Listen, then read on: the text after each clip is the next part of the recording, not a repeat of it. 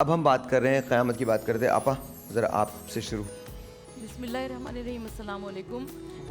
آپ سب کو ماہ رمضان مبارک کے 14ویں روزے کی مبارکباد پیش کرتے ہوئے اور آثار قیامت پر ہماری بات چیت ہے.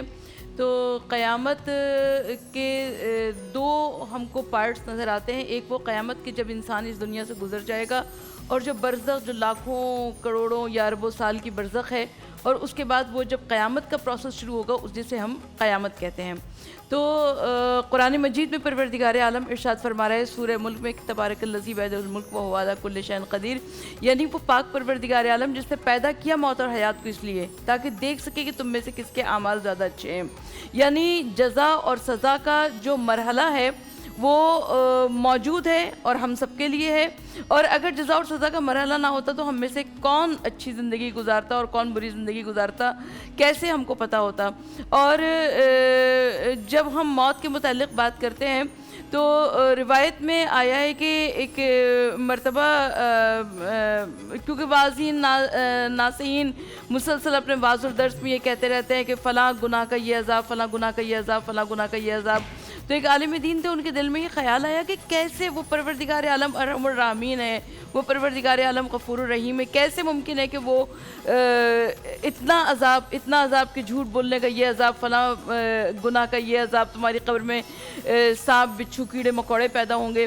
تو عالم دین کی سمجھ میں نہیں آتا تھا. تو انہوں نے امام زمانہ علیہ السلام سے استغاثہ کیا، اور اس کے بعد وہ گئے ایک اپنے گھر کے قریبی قبرستان میں عید نوروز پر فاتحہ پڑھنے کے لیے.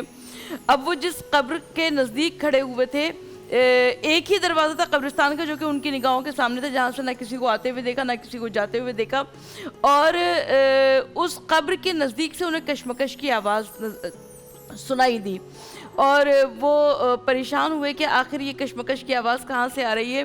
اور اس کے بعد وہ کشمکش کی آواز بند ہو گئی، اور اس کے بعد دوبارہ قبرستان میں ایک بدبو سی پھیل گئی، اور دوبارہ اسی قبر کے نزدیک جس کے نزدیک وہ کھڑے ہوئے تھے وہاں پر باہمی جنگ و جدل کی آواز آئی، کشمکش کی آواز آئی.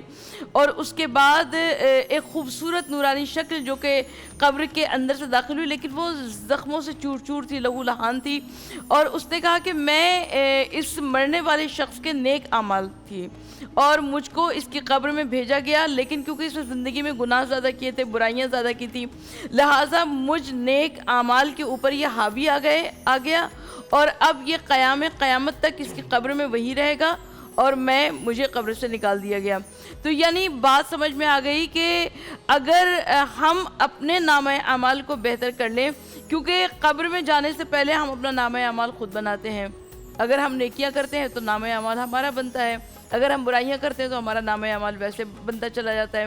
تو مولا کائنات حضرت علی بن ابی طالب علیہ السلام ارشاد فرماتے ہیں کہ کیا میں تمہیں نہ بتاؤں کہ تمہارے بیک وقت بہترین رفیق اور بدترین رفیق کے بارے میں. مولا کائنات کے اصحاب نے کہا کہ مولا ارشاد فرمائیے.